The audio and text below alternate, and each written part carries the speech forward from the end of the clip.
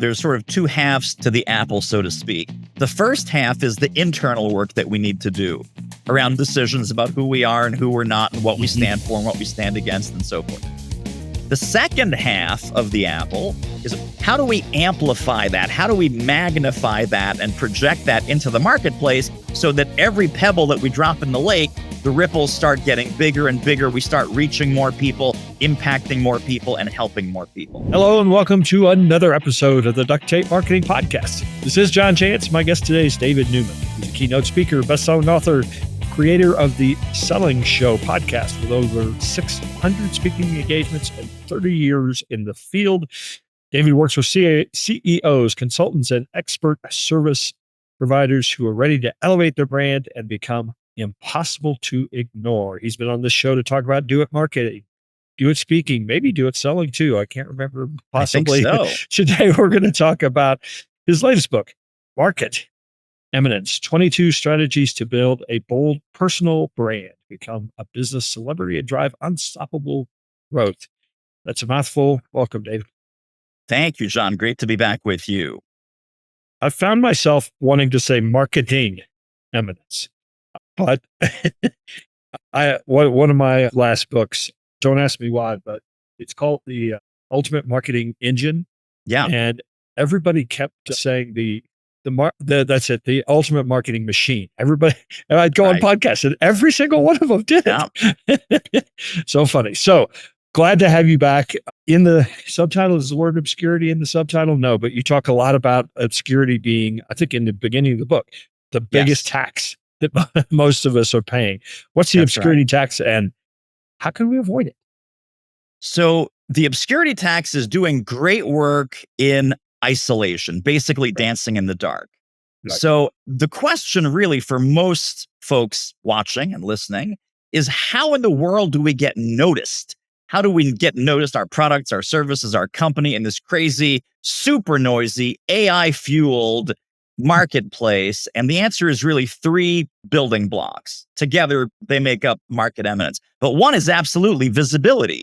So to answer your question, we need to get seen, right? That's basically no one buys products or services or expertise sight unseen. So job number one is to get seen. Beyond that and above that, we also need to earn respect in the marketplace. And the way that we earn respect is by understanding our prospects to such a degree that they start to respect our insight and our intimacy with their pains, problems, heartaches, headaches, challenges, gaps, goals, aspirations, dreams, all that good stuff. And then the third component of this is brand preference. And that's simply a combination of differentiation and positioning. So it becomes risky, dangerous, and dumb to hire anyone else. And once those three components are dialed in, you are in the top 5% of your market. And that's what the whole market eminence theme is about. So as I listen to you describe that, and I know you have an answer to this, but I want to give you the opportunity to answer. How does that differ from, say, personal branding? So fantastic question. And personal branding is not new. And, frankly, many of the ideas I talk about in the book are not new. Combining them in this way around visibility, credibility, brand preference, differentiation, articulation, distinction, and doing this level of personal branding, not to bring glory to yourself. That's the key. Personal branding is about, okay, let's put a whole bunch of stuff onto you and your company and your persona so that you're all of a sudden shiny and glitzy and wonderful. This is about rising to the top of your market so that you can impact more people, so you can help more people. So I look at personal branding as sort of the evil twin of market eminence, that personal branding is raising yourself up. Market eminence is raising your market up or raising your industry or your target demographic, raising them up. And when I say that, John, by the way, it's not just prospects. A lot of people think, well, this is a marketing strategy or it's a sales strategy. It's for prospects. This is for any stakeholder that you want to influence. This is the people that you want to come work for you, people that you want to have invest with you, people that you want to have bring you on their podcast. So media sources, media outlets. This is partners. This is possible acquirers. if you want your company eventually to be bought and you're building a saleable asset, all of those people are watching what you're doing in the marketplace. And if it's all about me, right, that's the old school kind of personal branding 101, that is not attractive to any of those stakeholders. If you're looking to change the market, if you're looking to change the rules, if you're looking to impact the trajectory of the future of all of those stakeholders and your industry and your target market, that people notice and that come from is totally different than personal branding. So in a lot of fields, I'm in marketing. Marketing is very competitive. There's lots of us out there. Do you believe, and unfortunately the market perceives that, hey, y'all do about the same thing. It's like, do I like Yes. you better than the other person? That's Oh, maybe my yes. decision, right? So do you have to have some sort of polarizing, like, here's what's broken in the world and I'm the only one that's fixing it? Well, first part, yes. Second part, no. Second part, we're getting into like narcissistic sociopath territory that I'm the only one that can fix it. However, you can certainly be one of the few people who sees it. Yeah, But yeah. yes, to answer your question on a macro level with tremendous 1000% enthusiasm, this is about being contrarian. This is about shifting beliefs. This is about going against the grain and calling out what is missing, funky, broken, and sad in your industry, with your industry practices, with the way things are commonly done. So, one of the ways that we raise visibility is not just putting out content. This is very important. Content has been commoditized. AI can do content way better than any one of us, and the world does not need more content in the age of Chat GPT, etc. So, what are humans good at? What are humans going to be visible for, at least for the near term, until AI takes over the world and the robots kill all of us? But until then, it's three different kinds of content. Number one is how to think. So it's not how to information has been commoditized. How to think information is about insight, high level strategic advisory insights. The second kind of content to share is what to believe and, more importantly, what not to believe. So separating the signal from the noise, separating the myths from the truths, separating the myths from the half truths, separating the outdated way of doing things from the current future focused way of doing things. And then the third component of the kind of content that we should be sharing is how to get ready for what's coming next. Because high level people of any kind, corporate people, entrepreneurial people, they hate being blindsided. They hate being ambushed. They hate being surprised by something they could have seen coming down the pike and they just somehow missed it. So if we can focus our visibility strategies in those three areas, number one, how to think, not how to, but how to think. Number two, what to believe and what not to believe. Number three, how to get ready for what's coming next. That will also elevate and separate you from all the noise out there. So one of the things when you were describing kind of the big picture was this idea of attracting right fit Oh, yes. clients. So what are some ways? I work with people all the time that they do have a differentiator, but they're still attracting the wrong people. So what are Yes. some of the real kind of surefire ways that you help people attract that right fit client? So I think you really have to double down on being polarizing and divisive. And unfortunately, in this climate, when I use the words like divisive and polarizing, everyone goes to politics, red versus blue, your guy versus my guy. It is not about that. It is about alignment with your vision, with your values, with what you stand for, what you stand against. So when I'm either speaking or working with a group, this is exactly the moment, John, where I get pushed back. And they say, well, so wait a second, we're going to upset some people.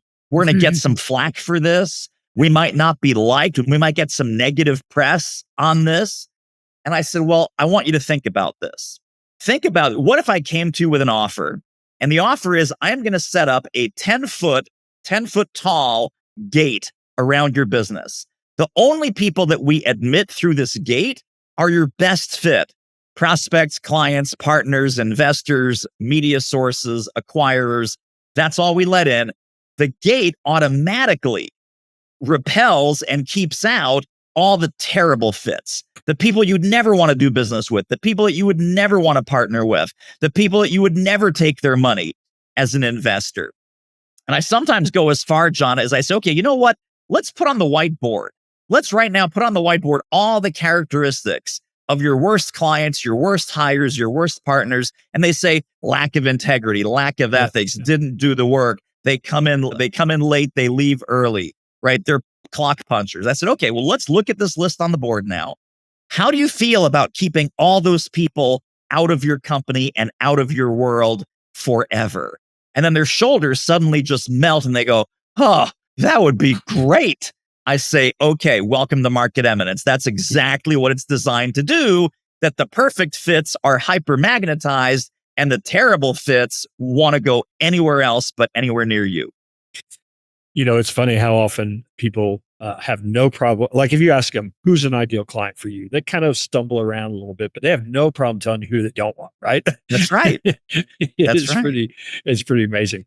So a couple, and again, the subtitle of the book, 22 Strategies. So we were kind of kidding off air. I was going to have you list them all. I would love to hear a couple. I mean, I know you talk about speaking, publishing, podcasting, some of the things we're doing. So I'd love to hear a few of the strategies that you really think are kind of core to this approach. Absolutely. So let me separate out. There's sort of two halves to the apple, so to speak. The first half is the internal work that we need to do around making some leadership level decisions about who we are and who we're not and what we stand for and what we stand against and so forth. And that's really the bulk of the book, is how to process that, how to smartly engage with that level of thinking. The second half of the apple is, okay, now we have that.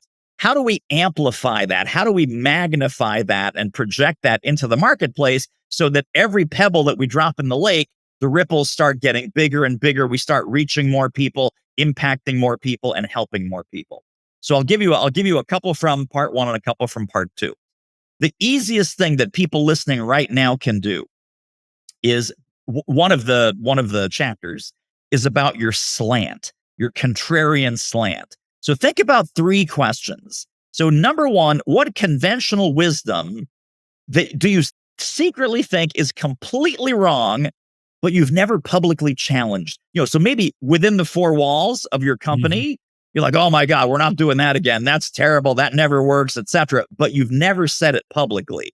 So what conventional wisdom do you secretly think is completely wrong, but have you never ranted and raved against it? Number two, what harsh truth about your industry are clients desperate for someone to finally acknowledge openly? What are some of the elephants in the room in your business, in your industry, with your target market when it comes to your category of product or service? And then number three, the third part of contrarian slant, is what strong point of view do you already have, that you already hold and believe truly, that makes industry insiders uncomfortable, but resonates deeply and powerfully with your ideal clients? So if you just literally sit down for an afternoon, grab a legal pad, spend 20 minutes really digging into each of those three parts, you will end with a 60-minute block of time with a contrarian slant that's going to put you in the top 5% of your industry if you were to amplify it, magnify it, etc. And I even have a Chat GPT prompt. I know it's going to be tough for people to listen or watch, but here's the Chat GPT prompt if people want to work a little bit on this on their own. And you can just take the flavor of this. You can record, transcribe, whatever. Here's what it sounds like. Using everything you know about my or our methodology, training, and tools, give me a series of 10 contrarian, quote, crazy idea headlines I can use to convey my true distinction, differentiation, and point of view. This should be polarizing. This is still in the prompt. This should be polarizing in that it strongly attracts the right clients and strongly repels the wrong clients. And then you'll get some initial output, and then you can start the conversation, right? Make number 7 even crazier, tone down number 8, bring more examples to number 3. You will have such a fantastic time. And no one's brave enough to do this, John. It sounds super simple, but most people are scared out of their minds to even take this one baby step. I hope that folks listening and watching are not the scaredy cats.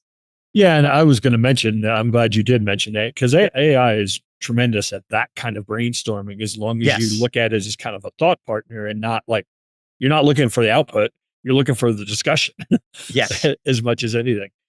I was at a conference one time and we just, we mentioned this idea. We've been kind of just kicking around this idea that business owners are really tired of agencies or at least what traditional agencies have done, or not done for them.